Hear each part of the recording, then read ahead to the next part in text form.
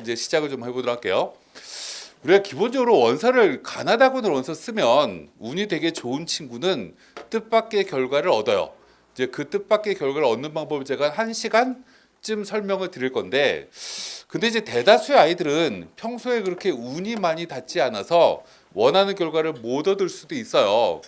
근데 우리가 좀 생각을 한번 해봐야 될 것 중에 하나는 뭐냐면, 실제 우리는 전화위복이라는 단어를 가끔씩 써요. 근데 실제로 그게 내 마음에 와닿지는 않는 친구들이 굉장히 많은데, 조금 요즘 생각을 해봐야 될 게, 제가 기업체 설명을 되게 많이 가거든요. 저번 주에도 삼성전자 설명을 갔다 왔어요. 구미에 있는 쪽에 가서도 제가 그런 얘기를 했어요. 기본적으로 내가 만약에 대학을 가나다군을 썼는데 원하지 않는 대학교를 한 군데를 붙으면 친구들이 대다수 어떤 생각을 하냐면, 이 대학을 4년 동안 어떻게 다니지?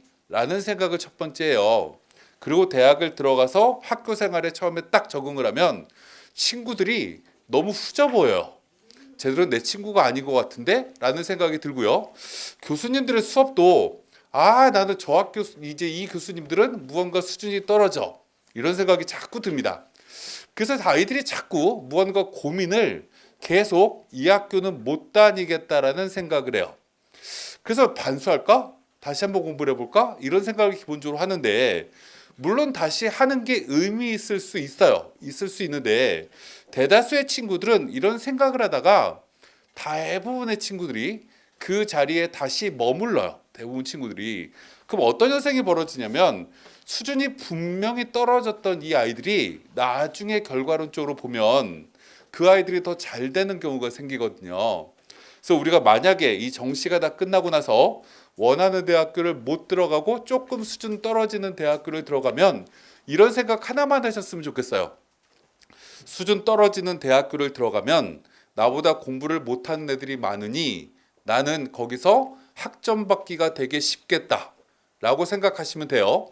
학점을 받는 게 쉽다라는 얘기는 여가 시간이 많다라는 의미일 수도 있어요. 4차 산업시대, 아까 회장님 얘기하시던데 융합의 시대예요. 그 무언가 또 다른 도전을 하기가 굉장히 쉬울 거예요. 그래서 조금 우리가 지금 정시는 최선을 다해 보고 결과에는 조금 순응하는 무언가 이제 친구들이 됐으면 좋겠다는 말씀을 드리면서 필요한 것만 설명을 제가 좀 드려보도록 할게요. 올해 입시를 우리가 한마디로 얘기를 하면 진짜 아이들이 많이 줄었어요. 그래서 작년에 우리 정시 경쟁률은 3.2대 1쯤 나왔던 게 작년 경쟁률인데, 올해는 2.7대 1쯤으로 평균 경쟁률이 나올 겁니다.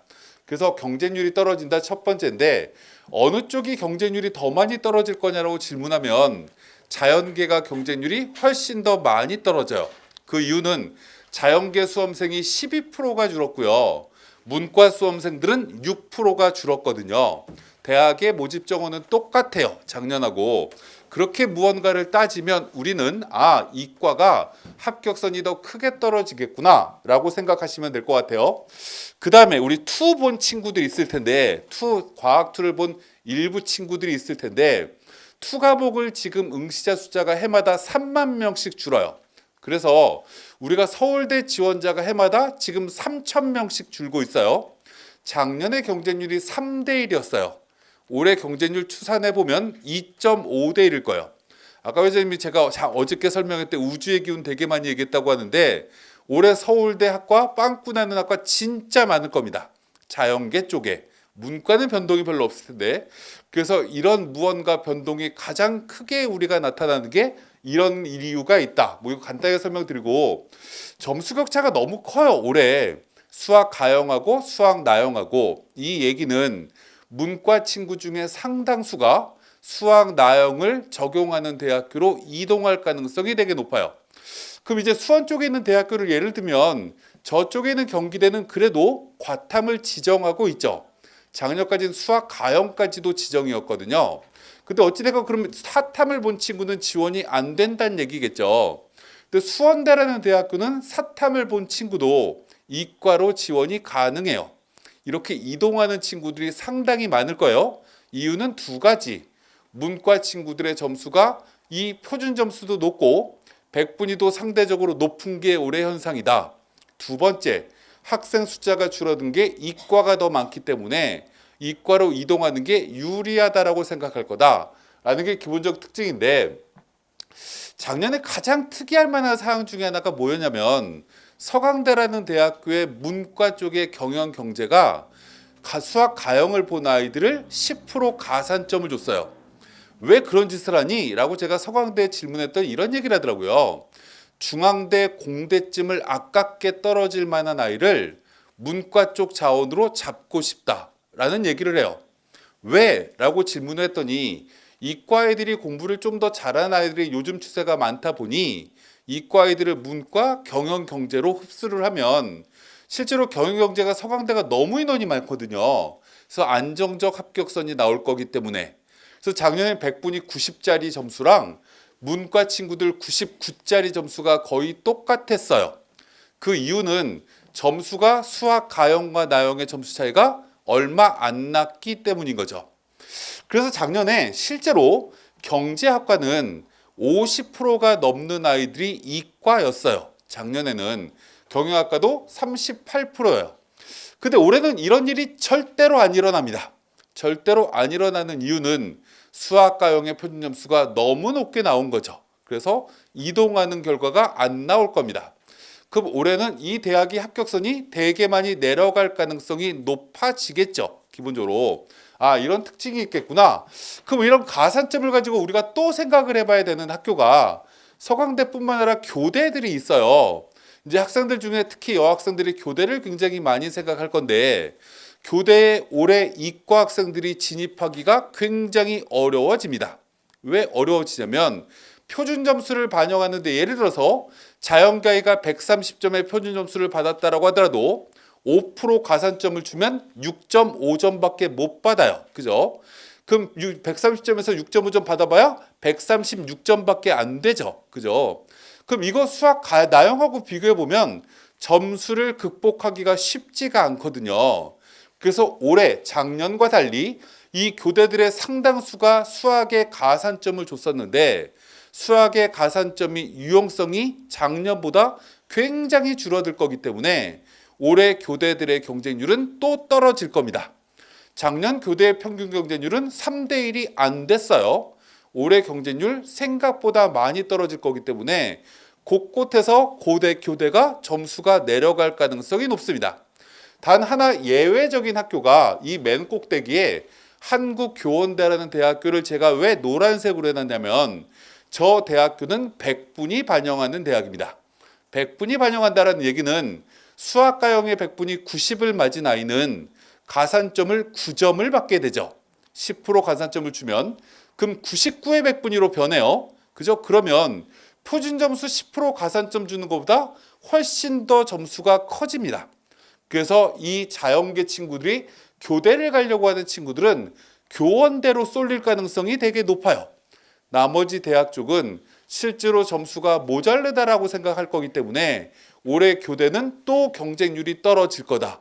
뭐 이런 걸 기본적으로 하나하나씩 우리가 생각을 해야 될 거고 탐구 이 얘기는 일단 넘어가도록 하겠습니다. 다 필요 없는 거 넘어가도록 하고 두 번째 우리가 또 생각을 한번 해봐야 되는 것 중에 하나가 뭐냐면 사람들은 지원을 할 때 내가 유리한 걸 따져가며 지원합니다. 그죠?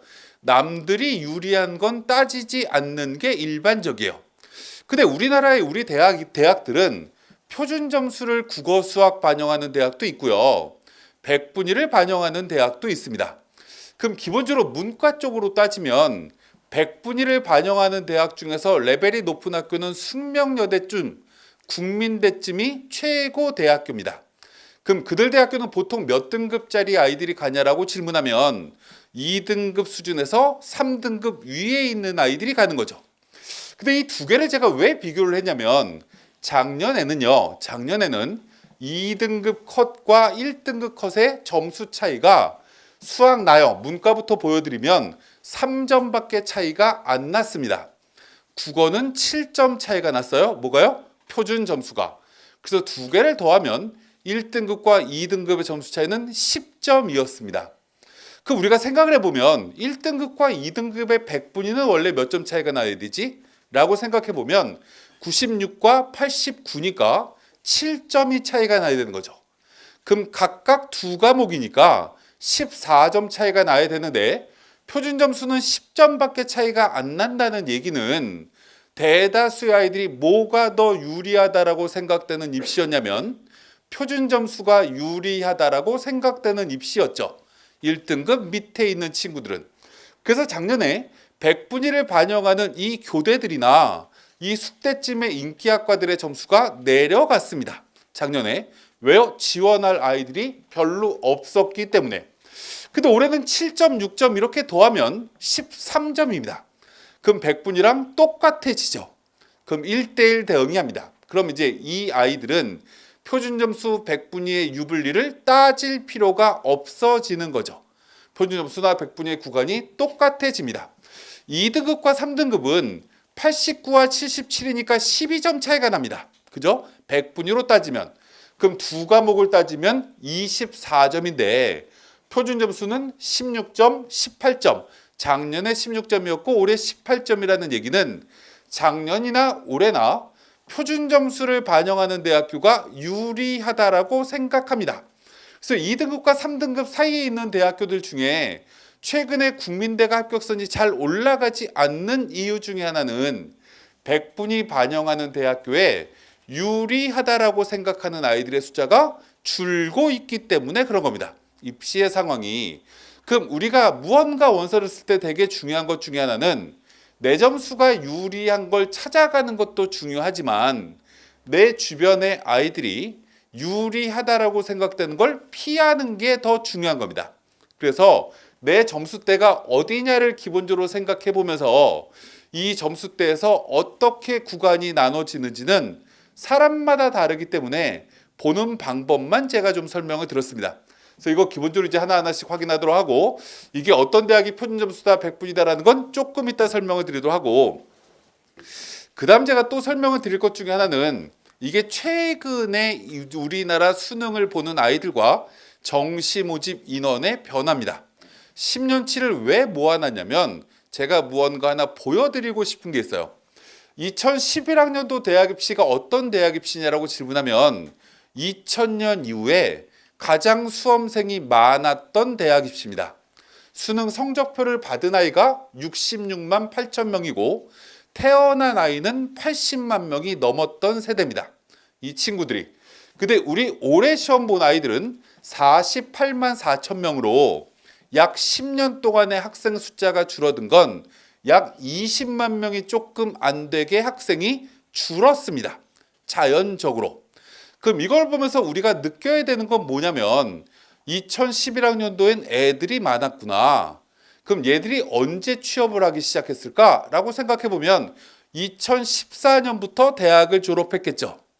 근데 정말 우연이 아닌 거예요. 정말 우연히도 우리나라는 2014년도부터 취업난이라는 말이 온 신문에 도배됩니다. 왜 도배될까? 많은 아이들이 대학을 졸업하기 시작했으니까. 저 때는 기네스북에도 올라갑니다. 저렇게 68만 명이나 수능을 봤는데 이때 아이들 중에 대학을 진학한 아이들은 82%입니다. 전 세계 1등이었어요. 작년은 참고적으로 70%가 안 됩니다. 대학을 진학하는 속도가 인원이. 이렇게 무언가 인원이 줄었다라는 얘기는 아까 회장님께서 취업이 안 된다 이런 얘기 자꾸 하시는데 그건 예전 얘기입니다. 취업 다 됩니다. 여러분들 때가 되면. 왜요? 학령 인구가 이렇게 많이 줄었기 때문에. 또 하나 취업이 잘 되는 이유가 또 하나 있습니다. 뭐냐면 올해 정년퇴직하신 분들이 58년 개띠입니다. 출생 인원 75만 명. 58년 개띠라는 말을 아버님 어머님들은 예전에 많이 들었습니다. 도처에 많이 있다라는 의미로 58년이 우리나라의 출생 인원의 폭발의 시점입니다. 그 이전에는 출생 인원이 적었거든요. 저 2011년도에 대학을 들어갔던 아이들과 그 아이들이 대학 졸업할 때 우리 은퇴하시는 연령의 인원은 놀랍게도 30만 명 차이 납니다. 일자리를 놓는 사람보다 일자리를 찾는 사람이 30만 명이 더 많았다라는 거고요. 여기에 기름을 분 사건이 하나 있습니다. MB 정권 때 정년을 2년을 늦춥니다. 왜 늦췄냐라고 질문하면 나이가 점점 늘어나 보니까 정년을 늦췄다. 이걸 사람들이 잘 모르는데 그래서 이 지금 30대 초반, 20대 후반 아이들이 재앙이 오기 시작한 겁니다. 이렇게 무언가 일자리가 막혀버린 거죠. 근데 우리 때가 되면 누가 정년퇴직하냐면 64년생이 정년퇴직합니다. 그죠? 남학생들은 65년생이 정년퇴직하고 여학생들은 63년생이 정년퇴직하는데 이때 64년생은 누구냐면 출생인원이 90만 명이 넘는 시작입니다. 저는 참고적으로 69년생입니다. 저희 친구들은 출생인원이 100만 명이 넘는 시작입니다. 인구가 또 놀랍게도 58년생부터 69년생까지 11년 동안 25만 명의 출생인원이 늡니다. 그럼 이 사람들이 누구냐? 사회 은퇴하시는 분들입니다. 은퇴를 앞두고 있는 분들이죠. 대학을 졸업하면 취업은 다 됩니다. 두 번째, 근데 여기 또 하나, 아이들이 줄어드는 건 이만큼씩 이렇게 줄어서 평균으로 딱 따지면 한 3%, 4%쯤 중간값으로 해마다 아이들이 줄었습니다.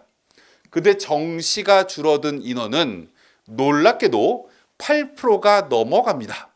그러면 해마다 정시 합격선은 올라갔을까요? 떨어졌을까요? 당연히 올라갔습니다.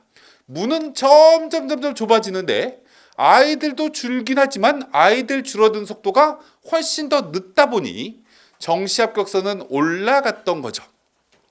근데 올해부터 정시 합격선은 떨어지기 시작합니다. 그 이유는 정시 인원이 늘기 때문이다. 이건 아까 회장님이 얘기를 했을 겁니다. 기본적으로 얼마나 떨어질 건지는 저희가 배치표에다 담아놨기 때문에 확인하시면 되고, 이렇게 정시문이 특히 서울권에 있는 대학들은 그리고 여기 수원에서 걸어서 갈 수 있는 대학까지 경기대, 수원대까지의 대학교까지는 정시인원이 모조리 다 늘었습니다. 그래서 수도권에 있는 대학교는 모조리 다 정시가 늘어난 거고, 여기서 지하철을 타고, 지하철이 아니죠. 지하철이라는 말은 지하로 가야 지하철이에요. 그죠? 서울 쪽으로 가야 지하철이 됩니다. 저쪽 천안 쪽으로 가면 지하로 안 가죠. 계속 바퀴 보입니다. 지상철로 계속 타고 갈 수 있는 대학교에는 정시가 이제 줄기 시작하긴 합니다. 그래서 이제 수원대까지는 합격선이 반드시 지난해보다 꽤 많이 떨어진다. 모집 인원은 늘어났는데 학생이 줄어들었다. 얼만큼 떨어질 거냐? 이 모집 인원이 늘어난 만큼 플러스 문과는 6% 학생이 줄었다. 이과는 12%가 줄었다라는 것 때문에 굉장히 큰 이변이 올해 많이 일어난다라는 걸 참고적으로 말씀드리면서, 이 나머지 얘기는 필요 없을 것 같아서 배치표 보는 방법을 쭉 설명드릴 건데, 그 다음 제가 또 하나를 잠깐 얘기를 하면서 그 다음 얘기를 한번 해보도록 할게요. 제가 경희대라는 대학도 굉장히 친합니다. 경희대라는 대학도 되게 친하고, 제가 친한 대학교가 아닌 대학교는 서울대, 연대, 고대 3개 빼고 나머지는 다 친합니다. 제일 친한 대학교는 서강대, 성균관대, 한양대, 중앙대, 이대, 이 5개 대학이 제일 친합니다. 근데 어찌됐건 제가 그 말씀을 드리려고 하는 게 아니라, 경희대학교가 작년에 아이들을 뽑아봤더니, 동국대학교 경찰행정학과가 아이들을 뽑아봤더니 합격자 평균이 93.9, 95 이렇게 나왔답니다. 동국대학교가 분명히 경찰행정학과라는 특성 때문에 합격선이 높습니다. 그죠? 국어, 수학, 탐구, 상대평가로 시험 보는 것. 근데 맨 오른쪽에 봤던 영어 등급은, 이 경찰행정은 1.8등급이고 이 경영학과는 1.2등급입니다. 이유는 간단합니다. 1등급짜리는 1등급과 2등급이 점수 차이가 많이 나는 쪽으로 모두 다 가려고 하고, 2등급짜리는 점수 차이가 적은 쪽으로 모두 다 몰려가려고 하다 보니 기본적으로 점수가 놀랍게도 경희대 쪽이 1등급이 다 몰립니다. 그래서 작년에 굉장히 특이할 만한 사항 중에 하나가, 연대랑 경희대학교가 펑크난 학과가 적습니다.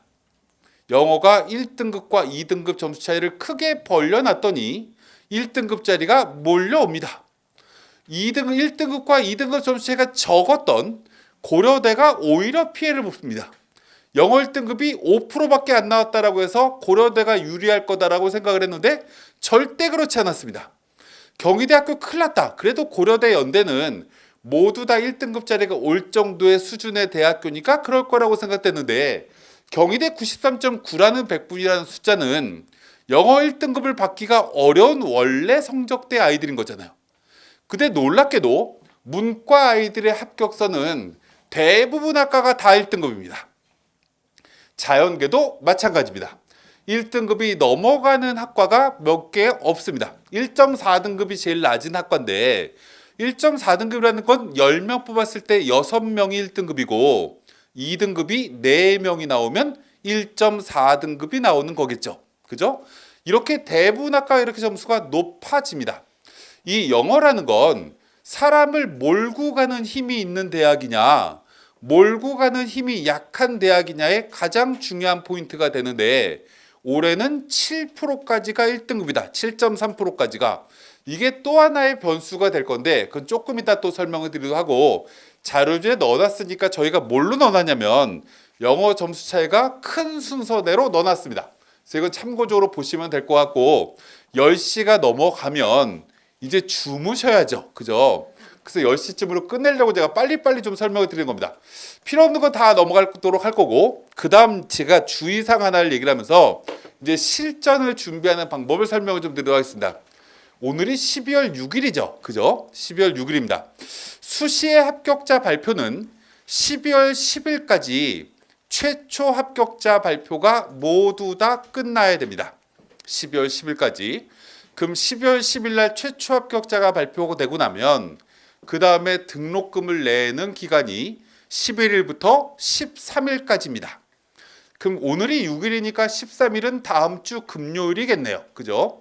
이때까지 모든 대학교는 등록금을 내야 됩니다.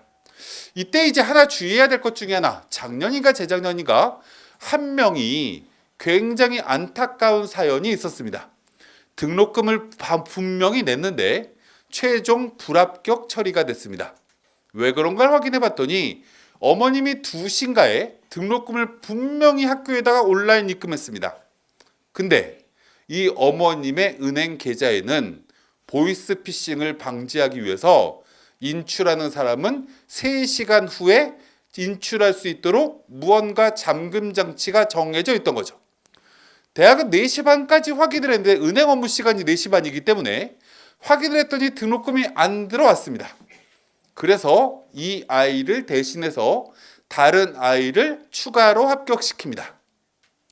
이 어머님이 소송을 걸었습니다. 대법원까지 가서 졌습니다. 그래서 다시 재수했어요, 이 친구. 그럼 기본적으로 우리가 첫 번째 생각해야 될 건 이렇게 은행 계좌도 한번 확인해 봐야 되는 거구나. 사소한 거 신경 쓰셔야 된다. 첫 번째. 두 번째 13일 날까지 등록금을 다 내고 나면 최초 합격자 중에 등록금을 안 낸 아이들을 위해서 안 낸 아이들을 빼고 나머지 애들을 1차 추가 합격자 발표를 합니다. 이걸 언제 하냐면 빠른 부지런한 대학은 금요일 날 밤에 조금 부지런하지 않은 대학은 토요일 날 아침에 등록을 할 겁니다. 그럼 이걸 확인을 합니다. 확인을 딱 하고 우리 아이 만약에 이름이 있으면 월요일 날 등록금 내면 됩니다. 근데 이름이 만약에 없어요. 그럼 1차에서 떨어졌구나 라고 생각하시면 됩니다. 근데 금요일 날 발표했어요. 그 대학이. 근데 이 어머님이 토요일 날 또 들어가 봅니다. 일요일 날 또 들어가 보세요. 그러지 마세요. 들어가 봐야 안 변합니다. 대학은 아까 제가 말씀드렸지만 등록금이 들어왔는지 안 들어왔는지 확인해야 되는데 금융기관은 토, 일요일 날 쉽니다. 그죠? 그래서 2차 추가 합격을 언제 발표하냐면 월요일 날 발표합니다. 등록금을 몇 시까지 내는 건 학교마다 좀 다른데 월요일 날 12시 이렇게 되어 있는 학교도 있고 4시 반 이렇게 되어 있는 학교도 있습니다. 그래서 2차 추가 합격자 발표를 월요일 날 합니다. 여기까지 온라인으로 하는 학교도 있고 여기서부터 전화하기 시작하는 학교도 있습니다. 근데 굉장히 중요한 것 중에 하나 여기 표를 하나 보시면 학생부 교과 전형인데요.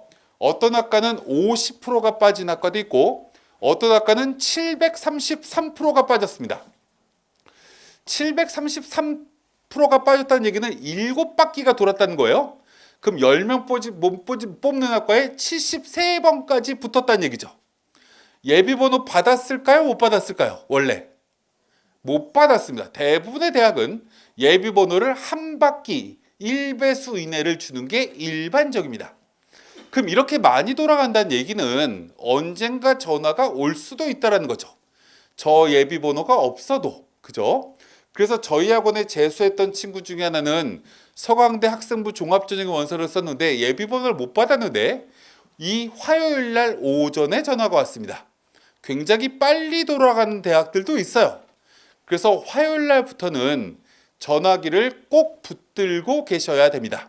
목요일까지는 전화가 오면 무조건 받아서 환호성을 한번 지르고 바로 등록금을 내셔야 됩니다.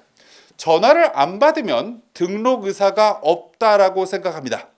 어떤 대학은 불친절하게 2번 하고 안 받으면 등록 의사 없다고 생각하고 어떤 대학은 3번 그리고 문자까지 보내는 학교도 일부 있긴 하지만 급하기 때문에 다 상당수 대학교가 전화를 몇 번 하다가 안 받으면 넘겨버립니다.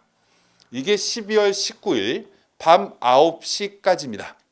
밤 9시가 넘어가면 이제 수시가 끝난 겁니다. 그 이후부터는 이제 정시다라는 걸 기본적으로 알고 나머지 얘기는 이제 쭉 넘어가고 필요 없는 건 다 넘어가도록 하겠습니다. 그리고 제가 이제 설명드릴 거는 이겁니다. 첫 번째부터 제가 설명을 드릴 내용은 우리가 뭐냐면 이게 자료집 52페이지에 있는 내용인데 52페이지를 보실 필요는 없고요. 우리는 성적표를 받았습니다. 그죠? 성적표를 받았는데 우리 아이의 점수가 국어, 수학, 그리고 영어라는 게 있고 탐구 2과목이 이렇게 기재가 되어 있습니다. 다 더해보면 되죠. 영어 등급은 더하실 필요 없고 표준 점수 3과목을 더합니다. 더했더니 만약에 우리 아이 점수가 320점이다 라고 점수가 딱 나오면 아, 우리 아이의 표준 점수 총점은 320점이구나. 100분위를 국어, 수학, 탐구를 더했더니 100분위의 합은 250이구나. 이렇게 더하시면 됩니다. 근데 더하실 때 이런 분이 계셔서 우려가 돼서 한번 말씀드립니다. 국어 100분위를 더하시면 되고요. 수학 100분위를 더하시면 되고요. 탐구 100분위는 평균 내서 더하셔야 됩니다. 탐구 2과목을 모조리 다 더해서 우리 애는 100분위가 320인데요. 이러시면 안 됩니다. 이렇게 무언가를 더합니다. 그럼 이제 제일 중요한 것 중에 하나가 48만 3천 명의 수능을 봤는데 100분위로 따지면 제일 높은 점수가 300입니다. 제일 낮은 점수가 빵 이렇게 되겠죠. 그러면 300이라는 구간에 48만 명의 수험생이 들어가 있는 겁니다. 그러면 똑같은 100분위에 평균적으로는 1600명의 아이들이 동점자가 발생하고 있는 거죠. 됐나요? 그 동점자들은 점수가 다 다릅니다. 예를 들면 250을 받은 아이가 국어 100, 수학 50, 탐구 100 이렇게 받을 수도 있고 80, 80, 70 이렇게 받아도 250입니다. 다 다른 거죠. 이걸 기본적으로 확인을 해야 됩니다. 나랑 점수가 동일한 아이들은 기본적으로 국어랑 수학이랑 탐구를 평균적으로 어느 정도 받지? 라는 걸 우리가 확인해야 되는데 이걸 제일 잘하는 사람은 누구냐면 한국교육과정평가원입니다. 근데 이 한국교육평가원에서는 이걸 안 가르쳐 줍니다. 전 왜 안 가르쳐 주는지 이해를 잘 못하겠는데 아무튼 안 가르쳐 줍니다. 두 번째, 근사치로 그나마 제일 잘 맞출 수 있는 건 메가스터디입니다. 왜냐면 저희의 회원이 제일 많거든요. 그래서 기본적으로 들어가서 확인 한번 해보시면 됩니다. 그게 저희 온라인에도 서비스가 되고 지금 자료집에는 15페이지의 표준 점수가 들어가 있고요. 17페이지에 100분위가 들어가 있습니다. 맨 꼭대기의 점수부터 점수가 쭉 나열이 되어 있으니까 내 점수를 찾아갖고 비교를 해보시면 이런 표를 하나 만들 수 있습니다. 이런 표가 뭐냐면 나는 나랑 동점과 점수가 동일한 아이들과 비교했을 때 국어 점수가 더 잘 받네, 수학은 모자르네, 탐구는 비슷하네, 이런 무언가 결과가 나온다라는 거죠. 그럼 만약에 이렇게 나온 친구는 당연히 국어 반영 비율이 높은 학교를 찾아가야 됩니다. 그죠? 수학 반영 비율이 높은 학교가 제가 어렸을 때부터 꿈에 그리던 학교인데요. 이러시면 안 됩니다. 꿈은 버리시면 되는 겁니다. 기본적으로 또 다른 꿈을 꾸시면 되는 거죠. 그래서 첫 번째 우리가 확인해야 될 건 정시는 대학마다 반영 비율이 이렇게 나눠져 있기 때문에 이걸 기본적으로 이렇게 판단하고 확인을 하는 작업이 필요한데, 여기서 우리가 또 한 번 생각해야 되는 것 중에 하나는 우리가 지피직이라는 단어를 꼭 생각해야 됩니다. 지피직이라는 게 뭐냐? 직입니다. 내 성적이에요. 내 성적은 지금 12월 6일부터 아무리 돼지 꿈을 꾸고 용 꿈을 꿔도 점수는 바뀌지 않습니다. 절대 안 바뀝니다. 조작하지 않는 순간. 그죠? 그럼 내 성적은 하나입니다. 그럼 이 성적을 가지고 대학하고 비교하는 겁니다. 지피, 대학은 어떻게 뽑느냐 이렇게 확인을 하다 보면 이 대학은 유리한 대학, 저 대학은 불리한 대학, 저 대학은 내가 유리한 대학, 이렇게 무언가가 나눠지게 됩니다. 그죠? 이걸 우리가 무언가 첫 번째 분류하는 작업이 제일 좋은 방법인데, 우리 친구들 중에 무언가 좀 특이한 조합을 가지고 있는 친구들이 있습니다. 예를 들면 문과 친구인데 탐구만 잘 봤어. 이러면 아무리 찾아도 없습니다. 탐구 반영 비율만 열나 높은 학교는, 우리 아이가 자연계 친구인데 국어 반영 비율 국어만 열나 잘 봤어. 이러면 이과 학생이 아닌 겁니다. 기본적으로 찾아도 별로 없습니다. 그러면 어쩔 수 없이 유사한 대학교라도 무언가를 가야 되는데, 대학들마다 반영 비율이 그 대학이 독창적인 대학이 있습니다. 독창이라는 말을 쓰면 좀 이상하고 특이한 대학들이 있습니다. 반영하는 방법이. 그런 대학교는 경쟁이 높을까 낮을까라고 생각하면 경쟁률이 굉장히 높을 가능성이 높다라고 생각해야 됩니다. 예를 들면 43만 명의 48만 명의 수험생 중에 국어만 잘 본 애도 있겠죠. 다른 과목에 비해. 수학만 잘 본 애도 있고 탐구만 잘 본 애도 있습니다. 다른 과목에 비해. 이걸 어찌 보면 균등 분할일 가능성이 되게 높습니다. 각양각색의 학생들이 있기 때문에.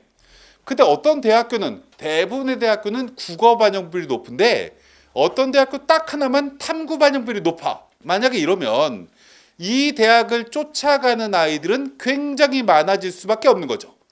그러니까 그런 대학교는 주의하셔야 됩니다. 기본적으로.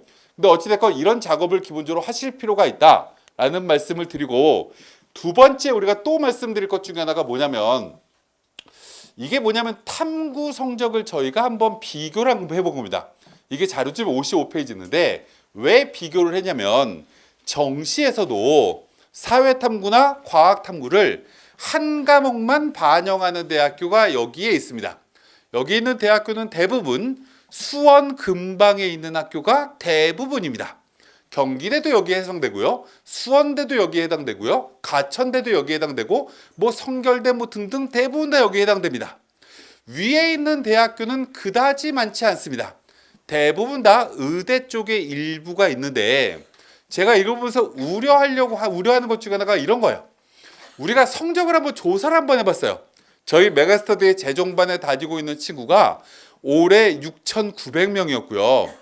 작년에 6,200명이었거든요. 13,000명을 모두 통계를 내서 탐구 성적을 비교해 봤습니다.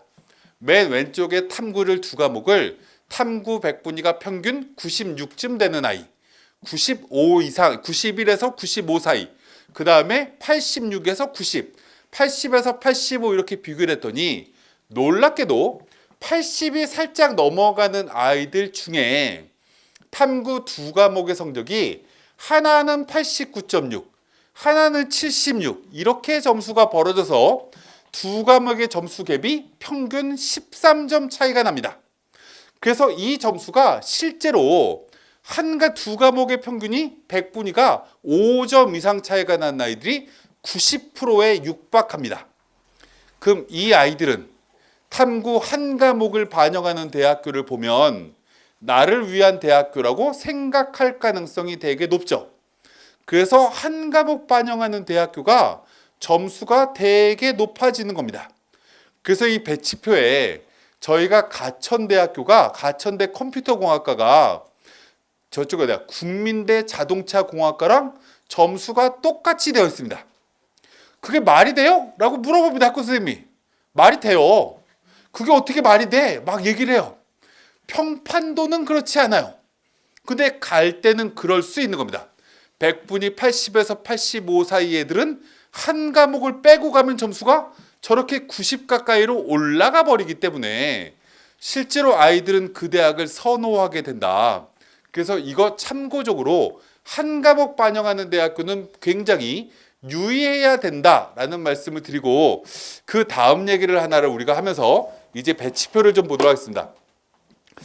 우리가 그 다음에 우리가 하나 얘기를 해야 될 것 중에 하나가 뭐냐면, 정시 원서를 쓸 때 아까 회장님 좀 얘기를 조금 하다가 조금 제가 늦게 들어와서 얘기를 했는지 아닌지 모르겠어서 간단하게 우리가 좀 설명을 한번 해보고 배치표를 그 다음에 보면서 이제 마무리를 좀 해보도록 하겠습니다.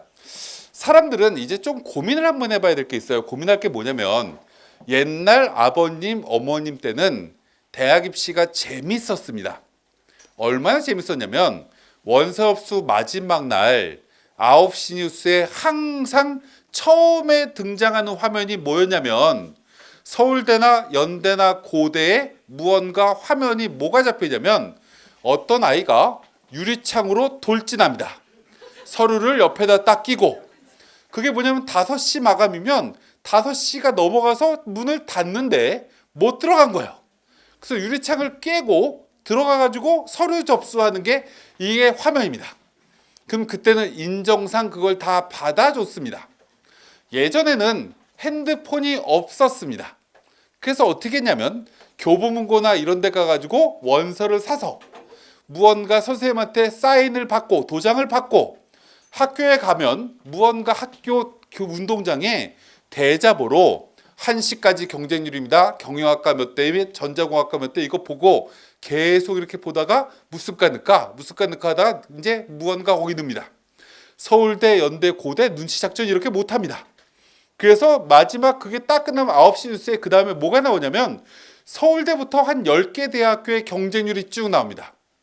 놀랍게도 20% 가까운 학과가 미달입니다. 옛날에.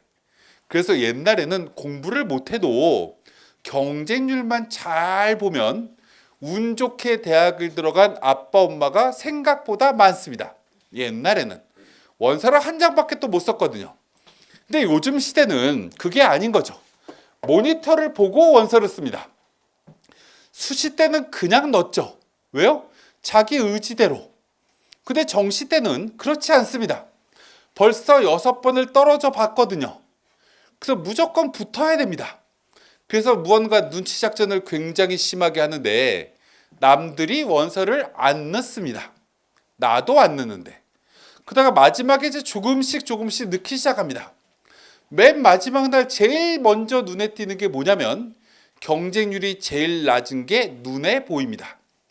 그래서 놀랍게도 모든 대학은 원서업수 최종 마감 전에 3시간, 5시간 이전의 경쟁률을 딱 가르쳐 주는데, 그때 경쟁률이 제일 낮았던 3개 학과, 5개 학과는 무조건 경쟁률이 폭발입니다.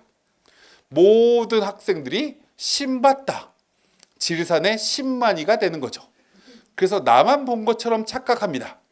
그래서 제가 어저께 공부가 뭐니 그 프로그램에 나가서 뭐라고 얘기했냐면, 사람의 주목을 받지 않는 학과를 원서를 써야 된다. 이게 첫 번째 전략이다. 마지막 날. 두 번째 또 하나. 사람들은 이상한 선입견을 하나 가지고 있습니다. 모집 인원이 30명짜리 학과는 우리 아이가 들어갈 만한 자리가 있을 것 같습니다.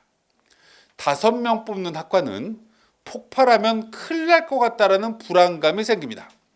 그래서 놀랍게도 우리나라 대학 입시는 통계적으로 모집 인원이 적은 쪽이 빵꾸가 많이 납니다. 역대 빵꾸가 제일 굉장히 극적으로 났던 게 어떤 때냐면 어떤 학과였냐면 연대 문화인류학과였습니다.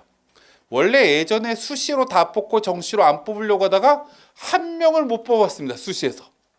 한 명을 정시로 넘겼습니다. 근데 첫날 경쟁률이 8대 1입니다. 저는 그때 뭐라고 주장했냐면, 저거 어떤 놈이 친구들 재수한 놈들 다 동원해가지고 다 때려는 거다. 8명만 동원하면 되니까. 최종 경쟁률이 10대 1밖에 안 나옵니다. 그랬더니 빵꾸 났습니다. 그래서 제 추측이 맞았습니다. 인원이 적은 건 조작도 가능합니다. 그래서 우리가 인원이 적은 걸 불안해하시지 않았으면 좋겠습니다. 두 가지를 가지면서 이제 배치표를 좀 보도록 할게요. 배치표를 지금 2장 나와드렸나요? 4장 나와드렸나요? 그 2장 받았죠? 지금 문과냐 이과냐 나눠서 받았을 겁니다. 첫 번째 제가 말씀드릴 건 자연계 친구들은 문과 배치표가 필요가 없습니다. 근데 문과 학생들 중에 우리 요번에 시험을 봤을 때 평균 100분위가 85보다 낮은 친구들은 나가실 때 자연계 배치표도 받아가시면 됩니다. 왜 받아가실 필요가 있냐? 이과로 교차 지원하는 것도 고민해야 되는데 이과로 교차 지원할 때 가장 유리한 친구는 문과 같지 않은 친구, 국어를 못 보고 수학 점수가 상대적으로 높은 친구는 반드시 이과 배치표를 받아가시면 그쪽에 길이 있을 수 있습니다. 그래서 그거 받아보도록 하고 이제 배치표 2장을 가지고 저희가 이제 설명을 드릴 건데 중간에 뭐라고 써 있냐면 한 장 이렇게 처음에 중간을 그냥 딱 피면 문과나 있거나 여기 중간에 까맣게 서울, 인천, 경기, 지방 국립대라고 써 있는 배치표가 있습니다. 그래서 그걸 쭉 한번 펴보도록 할게요. 쭉 한번 제가 문과, 이과가 한 장씩 들고 계시니까 설명을 같이 한번 들어보도록 하겠습니다. 쭉 피면 왼쪽에 메가스터디 로고가 나오고요. 메가스터디 로고 바로 밑에 4개 영역이라고 써 있습니다. 보이셨죠? 4개 영역하고 횡으로 쭉 똑같은 위치로 딱 가서 맨 오른쪽에 보면 2개 영역이라고 써 있는 데가 있습니다. 확인하셨나요? 2개 영역을 확인해 보면 바로 밑에 뭐라고 써 있냐면 수 플러스 가로 열고 국영탐중 택일이라고 되어 있습니다. 이 얘기는 수학은 필수로 반영하고 국어나 영어나 탐구 중에 잘 본 과목 하나를 반영하는 대학이다 라고 생각하시면 됩니다. 첫 번째 이렇게 확인하시면 되고 뒷장으로 살짝 넘겨보시면 뒷장에 왼쪽에는 지방국립대가 있습니다. 왼쪽에는 지방국립대가 있고 오른쪽으로 또 오면 3개 영역이 또 나올 겁니다. 맞죠?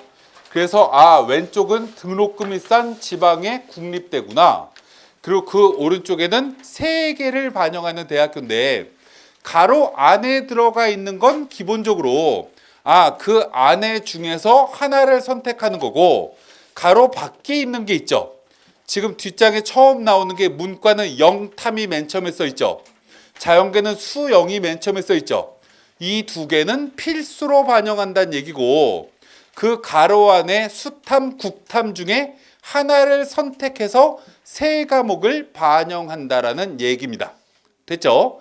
그래서 만약에 우리 아이가 무언가 하나를 꼭 빼야 되는 친구라고 하면 여기 있는 대학교를 보시면 된다라는 걸 확인하시면 됩니다. 여기까지 이해 가셨죠? 그럼 이제 다시 앞으로 넘어가도록 하겠습니다. 앞으로 넘어가면 4개 영역 바로 밑에 그 다음에 가라는 게 써 있습니다. 가라고 이제 하얗게 써 있고 옆으로 가면 나라고 똑같이 써 있습니다. 근데 가랑 나랑 중간에 까맣게 선이 하나 그어져 있습니다. 선 왼쪽에 문과는 단국대 천안이 써 있고요. 자연계는 한성대가 써 있습니다. 됐죠? 오른쪽에 처음 나오는 학교는 문과는 한양대, 이과는 연세대입니다. 됐죠? 정시는 가군에 하나, 나군에 하나, 다군에 하나를 쓰는데 이렇게 칸이 막혀져 있다라고 생각하시면 됩니다. 그럼 이제 우리 학생들이 나는 가군에 4개 반영하고 나군에는 3개 반영하고 이렇게 쓰셔도 됩니다. 기본적으로 군별로 하나씩만 쓰는 거다라는 걸 첫 번째 확인하시면 되고 그 밑으로 내려가면 가라는 거 보고 그 밑으로 내려가면 가 다음에 뭐라고 써있냐면 바로 왼쪽에는 수가, 자연계는 문과는 수나라고 써 있습니다. 됐죠? 수학을 가형 또는 나형만 지정한다는 얘기입니다. 그 오른쪽을 보니까 수가나라고 써 있습니다. 그럼 얘는 수학을 가형하든 나형하든 차별하지 않는다라는 얘기가 되겠죠. 그럼 우리가 수학 가, 수학 나 이렇게 지정되어 있는 학교는 아시안 게임이다 라고 생각할 수 있습니다. 됐죠? 수학 가나라고 써 있는 건 모든 수학을 본 아이들은 다 지원할 수 있는 대학교니까 올림픽 같은 성향을 끼칩니다. 이게 첫 번째 특징. 그래서 이렇게 가나로 써 있는 게 조금 더 점수는 높아질 수 있다라고 고민하시면 된다. 다시 이제 수가 수나 바로 밑으로 내려가도록 하겠습니다. 맨 왼쪽에 있는 대학교가 자연계는 서울대가 나오고 문과는 이화여대가 맨 처음에 나옵니다. 됐죠? 바탕이 하얀색이죠. 까만색으로 대학 이름이 써 있습니다. 근데 그 밑에 칸에 보면 문과는 서울과학기술대가 써 있고 자연계는 서울시립대가 써 있죠. 그 오른쪽으로 쭉 가면 다른 학교가 하나 나옵니다. 문과는 단국대가 나오고 자연계는 가천대가 나오죠. 그죠? 뭐가 다르죠? 바탕 색깔이 다르죠. 그죠? 하얀색으로 표시되어 있는 건 국어 수학이 모조리 다 표준 점수 반영하는 대학입니다. 파란색으로 무언가 색칠이 되어 있는 대학은 모든 대학이 다 100분위를 반영하는 대학입니다. 뭘요? 국어와 수학과 탐구를 모조리 다 100분위 반영하는 대학이다. 그래서 대학의 이름을 보는 순간 이 대학은 100분위야, 이 대학은 표준이야 라는 걸 우리는 확인할 수 있습니다. 근데 이화여대나 서울대를 보면 옆에 점이 찍혀 있습니다. 그죠? 근데 이화여대 밑에 있는 문과 쪽이에요. 서울과학기술대는 점이 안 찍혀 있고요. 서울대 밑에 서울시립대 오른쪽에 서울과학기술대도 옆에 점이 없습니다. 점이 있는 대학교는 국어 수학만 표준 점수 반영하는 대학입니다. 점이 있는 대학은 탐구는 100분위를 활용해서 표준 점수를 대학이 자기들 마음대로 만듭니다. 100분위 100은 몇 점, 99는 몇 점, 90은 몇 점, 80은 몇 점. 이걸 발표하는데 어디에 발표하냐면 대학 홈페이지에 발표합니다. 이미 발표한 대학교는 동국대입니다. 1등으로 발표했습니다. 그 대학교 점수를 기본적으로 만약에 확인하고 싶으시면 홈페이지에 들어가서 확인하시면 되는데 점수가 100분위 100은 예를 들어서 65점, 100분위 99는 60 몇 점 이렇게 무언가가 나눠져 있습니다. 그럼 이 얘기는 다시 얘기하면 이런 거죠.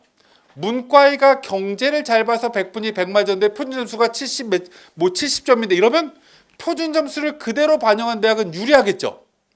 자연계 친구도 지구과학 원을 시험 봐서 다 맞으면 유리합니다. 반대로 화학을 선택했거나 윤리와 사상을 선택했으면 폭망인 거죠. 표준 점수를 그대로 선택하면. 그래서 대학들은 100분위를 활용해서 점수를 바꿔줍니다. 어떤 과목을 선택했느냐에 따라서 표준 점수가 달라지는 건 유불리가 발생하기 때문에 우리는 100분위로 다시 점수를 만든다 라고 하는 대학교가 대학 이름 옆에 점이 찍혀져 있는 대학이다. 이렇게 세 가지로 나눠진다라고 생각하시면 됩니다. 여기까지 기본적으로 확인하고 그 밑으로 내려가면 회색으로 이제 무언가 표시가 되어 있는데 회색에 숫자가 뭐라고 적혀 있습니다. 이 숫자가 적혀 있는 게 4칸으로 적혀 있어요. 첫 번째 적혀 있는 건 국어 반영 비율이고 두 번째는 수학, 세 번째는 영어, 네 번째는 탐구 반영 비율입니다. 그 회색 안에 써 있는 슬래시가 이렇게 칸이 나눠져 있잖아요. 거기 숫자가 있죠. 숫자가 높은 과목이 반영 비율이 높은 과목이겠죠. 이해되시죠? 그래서 서울대는 수학이 반영 비율이 높은 학교입니다. 그죠? 학교마다 막 달라요. 그래서 내가 어떤 과목을 잘 받느냐에 따라서 이 회색이 의미가 있는 거다라고 확인하시면 됩니다. 그 회색 밑으로 내려가면 동그라미 1번이 시작됩니다. 동그라미 1번의 상당수는 수백이라고 적혀 있습니다. 이화여대나 서울대나. 근데 이게 수백이라고 안 적혀 있는 대학이 있습니다. 자연계는 서울대에서 오른쪽으로 5칸 가면 아주대학교에 그렇게 적혀 있고 문과 쪽의 배치표에는 동그라미 1번에 수백이라고 안 적혀 있는 학교를 찾기가 쉽지 않아요. 서강대도 올해부터는 수백이고 나군의 한양대를 찾으시면 아마 내신 뭐가 수백이 아니라 뭐가 적혀 있을 겁니다. 내신이 들어가거나 면접이 들어가는 경우에는 이 동그라미 1번에 그게 기록되어 있습니다. 그래서 동그라미 1번은 전형 방법이다라고 생각하시면 되고, 동그라미 2번을 넘어가도록 할게요. 여기까지 별로 안 중요하니까. 동그라미 2번을 보면 이화여대 문과에는 사과2라고 적혀 있고요. 자연계에 왼쪽에 서울대에는 과2라고 적혀 있는데, 수가나라고 적혀 있는 쪽에 처음 나오는 대학도 서울대죠. 자연계 배치표에. 됐죠? 되셨나요? 거기 2번에 뭐라고 적혀 있죠? 사과2라고 적혀 있습니다. 그죠? 그럼 이 얘기는 뭐냐면 동그라미 2번은 사회탐구나 과학탐구를 지정했냐 안 했냐 라는 걸 기본적으로 보여주는 겁니다. 그래서 이화여대 문과도 과탐을 본 아이들은 지원 가능하다. 수학은 나영해야 되지만 이 얘기인 거고, 자연계 배치표의 왼쪽에 수가는 과탐이 지정인데 오른쪽에 또 다른 서울대는 수학 가나형에 사과도 다 된다 라는 학과도 있더라 라고 적혀 있는 겁니다. 그 학과 밑에 의료학과, 간호학과가 그런 학과입니다. 그래서 우리 만약에 문과 학부모님이 자연계 배치표를 본다라고 하면 수가라는 건 보실 필요가 없겠죠. 수가나라는 것만 보고 그 밑에 동그라미 2번에 사과라고 적혀 있는 건 우리 아이 지원할 수 있네 라고 생각하시면 됩니다. 근데 그 옆에 가로 2라고 적혀 있는 건 두 과목 반영하는 대학입니다. 그러면 이제 문과는 그 가군에 수가나라고 적혀 있는 처음 나오는 게 서울대고, 서울대 밑에 칸에 성신여대 있고 그 옆에 가천대가 있죠. 그리고 자연계 배치표에도 아까 색칠이 되어 있는데 가천대학교가 들어가 있었다고 했죠. 가천대 동그라미 2번에 보면 그 가로 안에 뭐라고 써 있죠? 1이라고 써 있습니다. 그죠? 그 얘기는 탐구 과목은 이 대학은 한 과목만 반영하는 대학은 1이라고 적혀 있습니다. 그러면 여기서 우리가 이제 의문점이 하나 생기는 겁니다. 100분의 1을 반영하는 대학교예요, 가천대는. 그러면 우리 아이가 탐구 과목이 하나가 95예요, 하나가 70이에요 이러면 두 과목을 다 반영하는 학교는 95, 70 두 개를 더하면 165네. 반으로 쪼개면 82.5가 우리 아이 100분이야 라고 얘기할 수 있는 거죠. 근데 만약에 이 아이가 한 과목짜리 반영하는 대학을 가면 이 아이는 90짜리 100분이 하나를 들고 가면 되는 겁니다. 됐죠? 그래서 그렇게 보면 되는 거다. 근데 그 대학이 만약에 표준 점수 반영하는 대학이야. 그럼 우리 아이는 표준 점수를 봤을 때 한 과목은 64점이고 한 과목은 50점이야. 이러면 한 과목만 반영한 대학교는 64점만 들고 가야 되는 게 아니라 64점에 곱하기 2를 해서 들고 가는 겁니다. 왜요?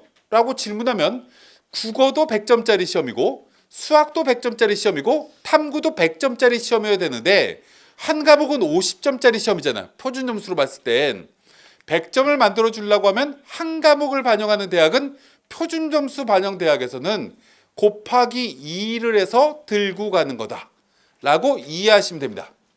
이해 다 가시죠? 정시는 공부하다 보면 재밌습니다. 오늘 이해 안 가셔도 됩니다. 왜냐하면 우리에게는 아직 20여일이 남아 있습니다. 오늘 이해 안 가도 내일 이해 가면 되고요. 내일 이해 안 가도 20일쯤 이해 가도 되고 크리스마스 때까지만 이해 가시면 됩니다. 그래서 이렇게 무언가를 고민하시면 된다. 이런 변수들이구나. 3번 내용에 보면 문과 쪽에는 사탐, 과탐을 한 과목 대체 뭐 이렇게 적혀 있습니다. 사탐 제2외국어로 사탐은 탐구 한 과목 대체 이렇게 적혀 있고요. 서울대 동그라미 3번에 뭐가 원투원 뭐 이렇게 적혀 있고 저쪽 수학 가나형 쪽으로 넘어가면 서울대 옆에 서강대가 적혀 있는데 수가 10% 가산점 이렇게 적혀 있습니다. 그럼 대학이 이렇게 무언가 특이사항들을 3번에 적어 놓은 겁니다. 문과 쪽은 대부분 다 뭐를 적어 놓은 거냐면 제2외국어가 대체가 되냐 안 되냐가 적혀 있는 게 3번이고요. 자연계는 수학 가형 지정하는 대학 말고 가나형 다 되는 대학에 가산점을 어떻게 주느냐가 적혀 있는 게 동그라미 3번입니다. 가산점을 열나 많이 주면 문과 애들이 안 지원하겠죠. 그죠? 예를 들어서 가산점을 수학 가형에 20% 가산점 준대 이러면 100분이 80 맞은 수학 가형이 96이 돼 버리는 거잖아요. 그럼 그 대학을 문과에가 올 가능성이 거의 없습니다. 아, 여기는 안전장치를 확실하게 걸어줬구나 라고 이해하시면 되는데, 수학 가나형이라고 만들어놨는데 가산점이 하나도 없어. 그 뭐야, 이거 문과 애들 오라고 하는 거 아니야? 이렇게 의심하시면 되는 거고, 5% 가산점 주는데 이러면 이게 의미가 있는 걸까? 라고 생각을 곰곰이 해보셔야 되는 게 3번의 내용이다. 4번은 별로 의미가 없는데 한국사에 대한 얘기인 겁니다. 한국사에 대한 얘기인 거라서 이건 그렇게 올해는 한국사가 어렵지 않기 때문에 일단 패스하도록 하고, 그 밑으로 내려가면 박스가 6개가 나와요. 6개가 나오는데 그 숫자 안에 들어가 있는 숫자는 영어 등급을 반영하는 숫자입니다. 1등급은 몇 점, 2등급은 몇 점. 그래서 서울대는 0.5점씩 등차 수열로 점수가 깎이는 구조. 문과 이화여대는 점수가 이렇게 100, 뭐 숫자 98, 94 뭐 이렇게 적혀 있죠. 그래서 이렇게 무언가 점수가 깎이는 구조다. 그래서 영어가 점수가 1등급과 2등급, 3등급이 어떤 점수 차이가 나는지를 이렇게 보시면 됩니다. 이제 여기까지 이해 가셨죠? 이제부터 중요한 얘기를 이제 하나씩 설명을 좀 들어보도록 하겠습니다. 저희 배치표의 가장 제 특이점 중에 하나는 뭐냐면 한눈에 볼 수 있다라는 겁니다. 한눈에 볼 수 있다라는 건 가군, 나군, 다군을 한눈에 보면서 내 점수가 몇 점이다라고 가정하면 그 점수대에 어떤 대학들이 있는지를 기본적으로 쭉 볼 수 있습니다. 그래서 아무 점수나 하나 그냥 찍어보도록 하겠습니다. 지금 이게 접혀져 있는 점수를 보면, 접혀져 있는 점수 바로 아래를 보면, 저도 배치표를 지금 오늘 처음 봤거든요. 제가 만들었는데 이제 제가 볼 시간이 없어서 그 접혀 있는데 바로 밑에 보면 문과 쪽에는 375라는 숫자가 적혀 있고요. 자연계에는 363이라는 숫자가 적혀 있죠. 찾으셨나요? 그 위에 있는 숫자는 표준 점수입니다. 그럼 가로 안에 있는 숫자는 뭘까요? 100분이겠죠.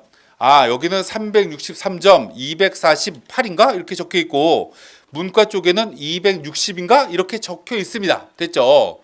그럼 이 점수를 맞은 친구들은 이 대학쯤이 적정한 대학교다라고 저희가 나열을 해놓은 겁니다.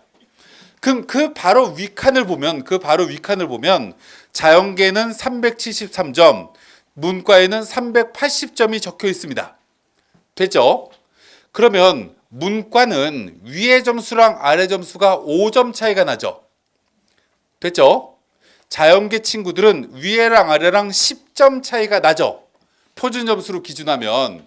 그럼 이 사이의 구간에는, 하얗게 표시되어 있는 구간에 선이 몇 개가 있을까라고 생각하면 9개 보이지 않는 선이 있어서 1점씩 올라가는 게 자연계인 거고, 문과는 5점 차이가 나기 때문에 4개의 칸이 있어서 1점씩 위로 올라가면서 점수가 올라가는 겁니다. 그럼 예를 들면 하나씩 예를 한번 들어보도록 할게요. 363점 이과부터 그 옆에 보면 처음에는 하얗게 공란으로 되어 있다가 그 옆에 대학 이름이 글자가 정말 작게끔 되어 있습니다. 돋보기 필수입니다. 저 안 보여요, 저 지금. 근데 그 학과가 어느 대학교인가 봤더니 위에 서울과학기술대라고 묶여져 있죠. 아, 이 점수에 딱 맞춰 있는 363점에 이 학과는 서울과학기술대 이 점수다. 그 위에 과에 또 무슨 과가 또 있죠. 그럼 얘는 364일 거고, 그 위에 정밀화학은 365일 거고, 컴퓨터는 366일 거고, 신소재는 367인가? 이렇게 확인하시면 됩니다. 1점씩 위로 올라가는 거다. 문과 쪽에도 375라인의 바로 밑에, 바로 옆에 아무것도 안 적혀 있죠. 근데 바로 위에 봤더니 경영이라는 게 있습니다. 이거 376쯤 되겠는데? 라고 생각하시면 되겠죠. 됐죠? 4칸을 이렇게 그어보시면 됩니다. 그럼 이게 왜 중요하냐면, 이렇게 배치표를 횡단을 쭉 이렇게 가보면 여러 대학교가 그 줄에 걸쳐 있습니다. 그럼 만약에 내 점수가 여기에 해당되는 점수라고 하면 A 대학 무슨 과도 나오고, 가군에 어느 대학, B 대학 어느 과도 나오고 C 대학 어느 과도 나오고 D 대학 어느 과도 나옵니다. 그럼 그냥 단순하게 총점으로 더했을 때는 이 대학이 나하고 딱 점수가 맞는 대학이다 라고 확인할 수 있는 거죠. 기본적으로 이렇게 첫 번째 확인했습니다. 근데 나는 아까 15페이지 17페이지를 봤더니 국어 반영비율이 높습니다. 국어를 잘 봤습니다. 그랬더니 A 대학으로 위로 올라가 봐서 회색 쪽을 봤더니 국어 반영비율이 높아. 그러면 그 대학은 내 점수가 업그레이드가 됩니다. 됐죠? 근데 수학이 반영비율이 높네? 국어 반영비율이 낮고? 그러면 그 대학은 내 점수가 손해보는 대학교입니다. 이건 계산해 보시면 됩니다. 그럼 예를 들어서 계산을 한번 해보도록 할게요. 간단하게 계산할 건데 내가 만약에 국어에서 점수가 2점이 남고 수학에서 점수가 3점이 모자르고 탐구에서 플러스 1점이 남는다. 만약 이렇게 되겠습니다. 근데 반영 비율이 30이고 20이고 이렇게 반영이 됩니다. 이렇게 반영이 되고 얘도 20이다. 만약에 이렇게 되면 두 과목이 1이라고 가정했을 때 얘는 1.5배의 가중치가 있는 거죠. 됐죠? 그러면 내가 2점 플러스 받은 게 3점으로 바뀝니다. 1.5배의 가중치를 주면 그럼 이 점수들은 그대로 내려와야 되는 거죠. 그럼 총점과 비교했을 때 내 점수는 1점 가까이가 남는 만큼 조금 더 내 점수가 안정권으로 변하는 겁니다. 그래서 이런 걸 기본적으로 찾아보셔야 됩니다. 기본적으로 이거 갖고 연습을 해보시면 됩니다. 우리 배치표 나의 점수는 아까 제가 말씀했지만 하나입니다. 근데 우리에게는 나도 있고 아빠도 있고 엄마도 있습니다. 그러면 이제 이렇게 하면 되겠네요. 아빠, 나는 가군을 맡을게. 엄마는 나군을 맡고 아빠는 다군을 맡아. 이렇게 해서 무언가 원서를 쓸 때 근거를 만들기 시작하는 겁니다. 가군을 안정대학교를 하나를 찾는 거야. 가장 안정대학교라고 생각되는 대학. 이유를 설명을 해야 돼. 엄마랑 나한테, 이제 엄마랑 아빠한테 내가 이유를 이렇게 설명합니다. 예를 들어서 이 점수대에는 대학들이 이런 대학들이 있는데 이런 대학들의 공통점은 국어 반영률이 다 높은 대학교예요. 근데 제가 국어 시험을 요번에 잘 봐서 점수가 이 대학의 반영비율 조합으로 따지면 점수가 오히려 더 남고요. 동일한 반영비율의 대학교가 4개나 있다 보니 이 4개 대학으로 나처럼 국어를 잘 본 아이들은 분산될 거예요. 그래서 이 대학은 이변이 일어날 가능성이 별로 없어요. 무언가 이렇게 설명을 할 수 있으면 됩니다. 그러면 이제 예를 들어서 나하고는 또 엄마가 또 설명을 하는데 무슨 대학을 골랐는데 그 대학밖에 그렇게 안 뽑아. 그럼 그 대학 아닌 것 같은데 뭔가 이렇게 토론을 할 수 있는 거죠. 기본적으로. 조금 높여 쓰는 대학교도 똑같은 이유로 무언가 만듭니다. 엄마, 우리 집안은 무언가 못 먹어도 고잖아. 이렇게 얘기를 해서 점수를 한 10점 이상 한번 높여 써볼래. 작년에 되게 재밌는 일이 있었다. 고려대학교 영어교육과가 실제로 합격한 아이가 동국대학교 북한학과를 가학원에서 떨어졌는데 나군의 영교과는 붙었어. 그런 이변을 내가 올해 만들어 볼래. 그래서 점수 한 10점, 20점을 확 높여볼 거다. 근데 쓸 때 이 대학을 쓰려고 하면 우리가 무언가 우리 집단이 뽑는 구간이 비슷비슷하게 뽑는 대학교를 잘 골라야 되는데 예를 들면 서강대학교라는 대학은 빵꾸가 나도 심하게 빵꾸가 안 날 것 같아. 왜냐면 자연계 탐구 비중이 낮은 유일한 대학교야. 문과 쪽은 국어, 수학 반영 비율이 유일하게 굉장히 높은 유일한 대학교이기 때문에 수학을 잘 본 아이는 저기밖에 갈 데가 없어. 이래서 점수가 조금 내려갈 가능성이 있지만 여기는 이변이 일어나기가 조금 어렵고 그럼 실제로 어디가 날까? 이 대학이 날 것 같아. 그 이유는 이렇게 무언가 설명을 쭉 하면 돼요. 그럼 우리는 이걸 갖고 뭘 만들 수 있냐면 가군에 안정대학교를 하나 고르고 조금 점수가 모자르지만 이 대학 정도까지는 되겠다라는 대학교를 하나 고르고 확 높여서 쓸 수 있는 대학교를 하나 고른다라는 거죠. 이렇게 가군을 3개를 고르고 나군도 3개를 고르고 다군도 3개를 고르면 조합이 몇 개가 나오냐라고 질문하면 최소 6개가 나와요.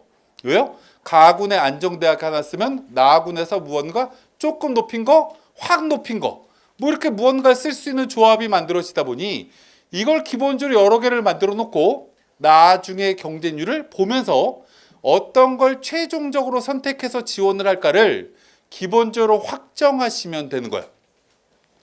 그럼 이 배치표를 가지고 하나하나씩 무언가 기초 작업을 하고, 아까 뭐 배치 자료집에 뭐 해서 작년에 점수가 높아왔는데 재작년 점수가 낮았어. 아, 이 입시는 사이클이 있는 거구나. 시소처럼 작년에 폭발한 학과가 가능성이 높겠다. 올해 빵꾸 날 확률이. 그럼 그 학과들을 무언가 모아놓고, 근데 경쟁률도 떨어지면 유의미하니까 경쟁률 마지막까지 볼까? 이렇게 무언가 작전을 잘 세우셔야 된다라는 거죠. 이렇게 무언가 하나하나 세우시다 보면 굉장히 좋은 결과가 나와요.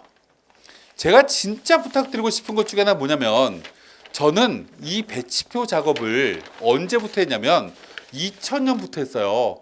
종로학원부터. 그래서 저는 솔직히 지금은 현업을 상담을 잘 안 하지만 예전에 상담을 할 때는 아무것도 안 보고 그냥 A4지 한 장을 딱 꺼내놓고 성적표 줘봐. 그래서 성적표를 딱 받아놓고 그냥 상담을 했어요. 아무것도 안 보시나요? 이렇게 질문하길래 제 머리에 다 있는데 뭐하러 보죠? 이렇게 질문을 하면서 다 상담을 해줬어요. 왜냐면 제가 거의 20년 동안 배치표를 제가 계속 만들다 보니 머릿속에 웬만한 걸 다 외우는 거죠. 누적 분포 만들 때도 야, 2%는 몇 점, 몇 점, 몇 점을 더하면 2%야. 검수를 지금도 제가 다 해요, 기본적으로. 근데 어찌됐건 이렇게 할 수 있는 사람이 우리나라에 없어요. 진짜로 없어요. 밥만 먹고 입시만 하는 사람이 별로 없거든요. 특히 저쪽에 대치동에 컨설팅하는 친구들은 평소에 딴 일 하다가 갑자기 정시 때 그런 일 하는 거예요. 그래서 어떨 때는 서울대 지원하는 애도 왔다가, 어떨 때는 수원대 오는 애도 왔다가, 어떨 때는 7777도 와요. 그럼 이 아이는 기본적으로 상담을 하러 왔다 갔다 하다 보면 걔들이 전문성이 있을까라고 질문하면 전문성 하나도 없어요. 그냥 기본적으로 데이터 보고 확인하는 건데, 그거는 안정대학 찾을 때나 의미 있는 거예요. 근데 안정대학은 누구나 찾기 쉽거든요. 어머님들도 3, 4일만 고민하면 가나다군의 한나의 안정지원 찾는 건 너무나 쉬워요. 근데 대치동에 있는 무언가는 점집하고 똑같아요. 얘가 오면 서울 성균관대 글로벌 경영 올해 빵꾸 날 것 같아요. 다음에 또 점수 비슷한 애 오면 똑같은 얘기 또 해요. 그래서 거기만 잔뜩 쓰게끔 만들어요. 이런 거 믿지 마세요. 오르비 뭐 이런 데 보면 뭐 상담 100만 원 받고 막 하는 애들이 있어요. 솔직히 다 사기예요. 그런 거 기본적으로. 연구를 우리가 하면 훨씬 더 좋은 결과를 얻을 수 있어요. 근데 연구를 안 하시려고 하시니까 문제인 거죠, 기본적으로. 이제 마지막으로 설명을 드리는 거 하나를 말씀드리면서 이제 인사를 드려갈게요. 아까 회장님 쫄지 말라는 얘기를 자꾸 하시던데, 제가 기본적으로 이 배치표를 보면서 느끼는 게 하나가 있어요. 느끼는 게 뭐냐면, 우리가 점수를 나중에 마지막에 꼭 그런 것만 명심하셨으면 좋겠어요. 우리가 처음에는 저 학과가 점수가 낮아질 것 같다라는 심리 무언가를 데이터를 가지고 무언가를 자꾸 확인을 했어요. 확인했는데 사람들이 시간이 지나가면 생각을 금방 잊어버려요. 생각을 언제 잊어먹냐면 원서흡수 마지막 날 경쟁률의 숫자를 보면 메모리 돼요. 근데 제가 왜 이 말씀을 드리냐면, 올해도 마찬가지예요. 수시 원서를 쓰는데 제 조카 여자애가 고려대학교 학교 추천 전형의 원서를 썼어요. 원전형에. 그래서 제가 이 아이가 내신이 2.2등급이었거든요. 학교 추천으로 도저히 붙을 만한 내신 성적이 아니죠. 근데 얘네 학교가 그렇게 좋은 학교가 아니라서 투 쓰는 건 더 가능성이 없고 수능 최저가 더 높으니 원 써라. 2.2등급 갖고 붙을까요? 라고 질문하길래 붙을지 못 붙을지 모르겠지만 삼촌을 믿어봐 라고 해갖고 제가 끝까지 보다가 지구환경과학과 써라 라고 제가 얘기를 해줬어요. 그랬더니 이 학과가 맨 마지막에 경쟁률이 최고 경쟁률이에요. 6대 1이었어요, 경쟁률이. 그래서 제 조카가 삼촌이라서 욕은 못하고 아이씨 제일 경쟁 높은 학과를 지원하게끔 만든 거죠. 자소서를 안 넣겠대요. 그래서 제가 카톡으로 제랄하지 말고 빨리 넣어라 라고 얘기를 하고 카톡 집어넣으라고 했어요. 10월 21일 날인가 면접 봤어요. 6대 1인데 빵꾸 났어요. 근데 기본적으로 맨 마지막에 집어넣는 경쟁률은 솔직히 경쟁률로서의 의미가 별로 없어요. 마지막까지 눈치 보는 아이들은. 그래서 경쟁률 갖고 너무 크게 의지하시지 않았으면 좋겠고요. 마지막 경쟁률이 높은 건 마지막에 점수 안 되는 애들이 되게 많이 늦는 거예요. 먼저 얼마나 늦느냐가 더 중요해요. 그래서 마지막 경쟁률을 보실 때는 첫날 경쟁률을 보실 필요가 없고요. 31일 날 마감인 대학교는 29일, 30일 날 추세를 좀 보세요. 조금 추세를 보이다 보면 어느 쪽으로 조금 몰리는 경우가 기본적으로 보여요. 그래서 그런 걸 기본적으로 보시고 성적대가 조금 안 되는 친구들은 묻지도 따지지도 말고 경쟁률만 보세요. 경쟁률만 보시면 돼요. 예전에 충남대라는 대학교 이과가 평균 경쟁률이 2대 1 미만으로 다 빵꾸가 난 적이 있어요. 2013년도에 서울에 있는 숭실대학교가 56646이 들어갔어요. 숭실대학교를 이과 학생이 경쟁률이 낮으면 무조건 뚫려요. 그러니까 마지막에 그런 걸 잘 찾으셔서 올해 꼭 좋은 기운이 우리한테 들어가시길 진심으로 원하면서 이 정도로 저는 인사를 드리도록 하겠습니다. 감사합니다.